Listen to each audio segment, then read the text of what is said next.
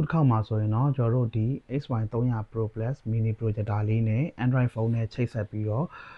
wireless ရုပ်သံကြည့်ရှုနည်းကိုနောက်တစ်နည်းပြသပေးမှာဖြစ်ပါတယ်။ခုခေတ်မှာဆိုလို့ရှိရင်တော့ကျွန်တော်တို့ကိုယ့်အိမ်မှာရှိတဲ့ Wi-Fi နဲ့ projector လေးနဲ့ကို Wi-Fi ချိတ်ပြီးပြီပေါ့နော်။ဆိုတော့ Wi-Fi ချိတ်ပြီးတဲ့အနေအထားလေးကကျွန်တော်တို့အပေါ်မှာရှိတဲ့ Wi-Fi icon လေးကအစိမ်းရောင်လေးလင်းနေပါလိမ့်မယ်။လူကြီးမင်းတို့အိမ်မှာလည်းအဲ့လိုမျိုးပဲလူကြီးမင်းတို့အိမ်မှာရှိတဲ့ Wi-Fi နဲ့ projector လေးနဲ့ကိုချိတ်ဆက်ပြီးတော့ wireless screen လေးလွှင့်ပြီးကြည့်လို့ရပါတယ်။ဆိုတော့ကျွန်တော်တို့ကြည့်မယ်ဆိုလို့ရှိရင်ခုလိုမျိုးချိတ်ဆက်ပြီးသွားပြီမိမိရဲ့ဖုန်းမှာလည်းသူနဲ့တူတဲ့ line Wi-Fi line ကိုချိတ်ပြီးသွားပြီဆိုလို့ရှိရင်တော့ကျွန်တော်တို့ဒီ projector screen ရှိကိုသွားပါမယ်ပြီးလို့ရှိရင်ကျွန်တော်တို့ဒီမှာ screen ရဲ့အရှေ့ဆုံးမျက်နှာပြင်မှာရှိတဲ့ screen cap ဆိုတဲ့ဒီ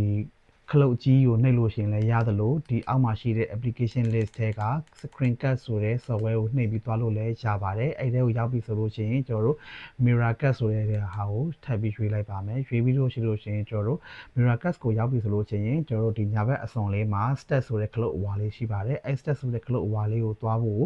ဒီ remote မှာရှိတဲ့အပေါ် OK ရဲ့အပေါ်ကဒီအပေါ်မြားလေးကိုနှိပ်ဖို့လိုပါတယ်အပေါ်မြားလေးကိုတစ်ချက်နှိပ်ပေးလိုက်ပြီဆိုလို့ရှိရင်ကျွန်တော်တို့ခလုတ်လေးကပြသွားပါပြီအဲ့ခါကျလို့ရှိရင်ကျွန်တော်တို့ OK key လေးကိုနှိပ်ပေးပါမယ် OK key လေးကိုနှိပ်ပေးပြီးသွားပြီဆိုလို့ရှိရင်ကျွန်တော်တို့အခုလိုမျိုးကျွန်တော်တို့ဒီ projector ရဲ့လွှင့်နေတဲ့